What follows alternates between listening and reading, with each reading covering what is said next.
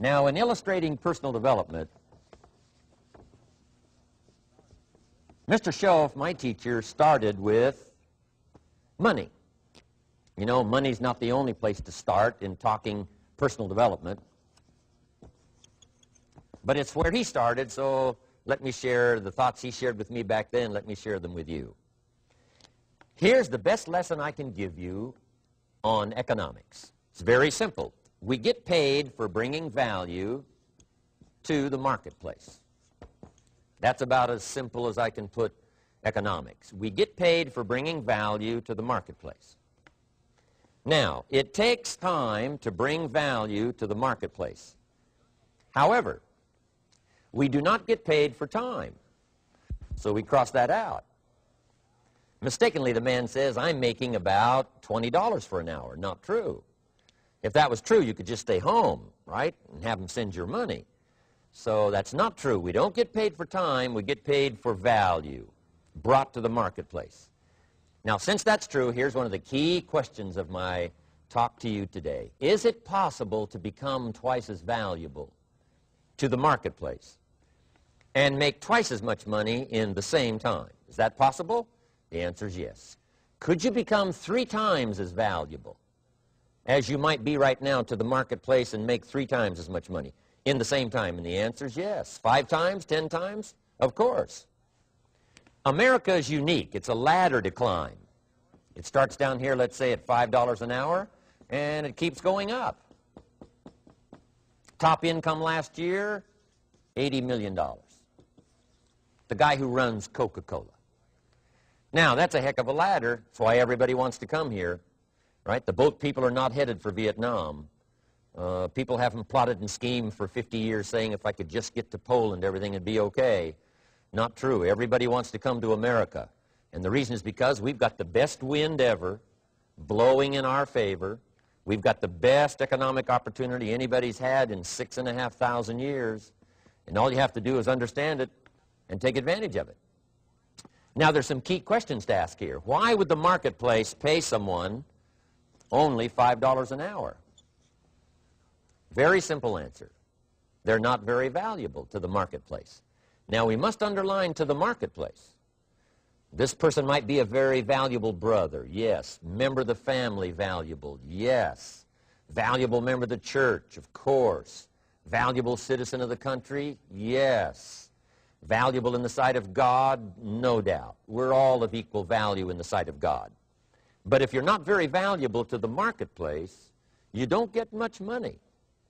You say, well, it shouldn't be that way. Well, then you got to start your own country. You know, this one's been in process for 200 years, and this is the best we've been able to come up with so far. But here's the key. You don't have to stay here. Now, there was a big debate in Congress last year that this $5 was not enough, should be 6, should be 6, should be 6. But we don't need legislation. 6 is already on this ladder. The next step up.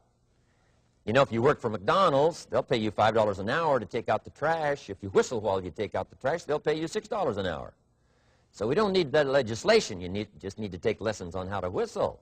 Have a good attitude.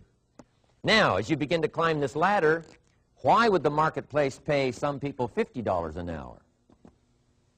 Answer, evidently, they must be more valuable to the marketplace. 10 times more valuable. And is that possible for someone to be 10 times more valuable and earn $50 an hour instead of 5? And the answer is yes. That's what America is all about. Now, why would the marketplace pay some people $500 an hour? Evidently, this person must be much more valuable to the marketplace. That's what's important to understand, to the marketplace. And would the marketplace pay one person $80 million for 1 year's work? And the answer is, of course. If you helped a company make $1 billion, would they pay you $80 million? I'm telling you, it is possible. And that's why America is so exciting. That's why this financial ladder is so exciting. It's possible for all of this to come true for all of you, no matter where you start. As a student in school, just getting started out there in the workplace, this is all possible for you. Now, Mr. Schoaf gave me the clue.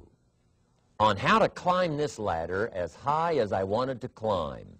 Now, we're talking primarily economics here. There's a lot of other ways to become valuable to your family, valuable to your friends, valuable to the community, valuable to the team, right? Valuable to the team effort, valuable to the concert. But here's what he said to me.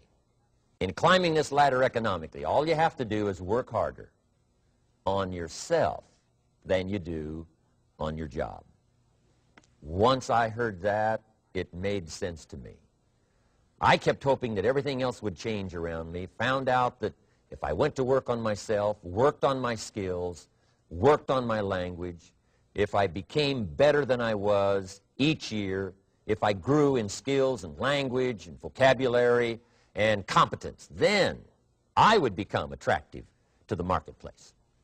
Not very long ago, a company called me and said, Mr. Rohn, we're expanding internationally.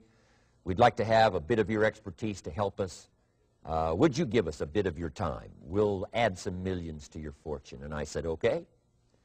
And I thought later, isn't that interesting? They would call me. Then my second thought was, of course they'd call me. Who else would they call? I can get the job done. Now, what a contrast for me, farm boy from Idaho, raised in obscurity, parents of modest means, broke when I was 25. How come I would get a telephone call and someone offer me a lot of money to help them in expanding around the world? Simple answer, evidently. Something happened to me between age 25 and where I am today. And I can tell you where it all started.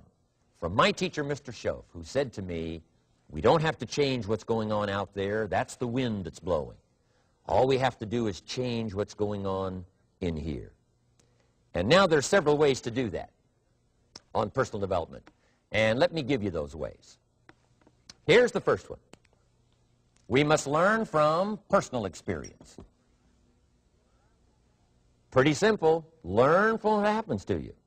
Take a look back over the last few months. Did you make some mistakes? How could you correct those for the future? Take a look back over the last year. Have you done it right or done it wrong? Let's correct it for the next year. Learn from your personal experience. Mr. Schoaf asked me when I first met him, he said, Mr. Rohn, how are you doing? You've been out there now 6 years. And I said, I'm not doing very well. He said, I suggest you not do that anymore. What a simple, swift analysis to my situation. He said, if you keep doing it, the next 6 years will be like the last 6. You don't want that to happen. Let's make the changes. So learn from your personal experience. Now, here's number 2, why I came to share this video experience with you today. And that, I call it OPE, other people's experiences. That's me, other people. That's your teacher, other people. That's your friends and colleagues, other people.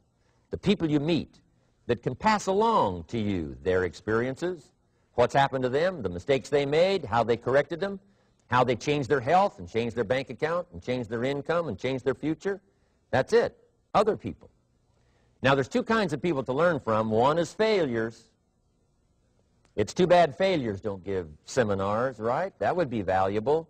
Bring your notebook, have them tell you how they lost it all and threw it all away, threw their health away and threw their friendships away and things didn't work out well. That would be valuable. But now then we must also learn from positive, people that have done well. They've got the health, and so we ask them, how did you become so healthy? They've got the skills, so we ask them, how did you become this skillful? They've got the income, so we ask them, how did you get here in such a short period of time? So now here's what's important in personal development. In learning from other people, we learn, number 1, by observation. We learn what we see. We watch people that are successful in what they do. In sports, we watch their disciplines. In business, we watch their disciplines. By observation, what we can see. The reason I created this video is something that you could see someone's experiences translated for you. Second, we learn by what we hear. I've got some of my lectures on cassette tapes, so you can take them with you wherever you go and learn by listening.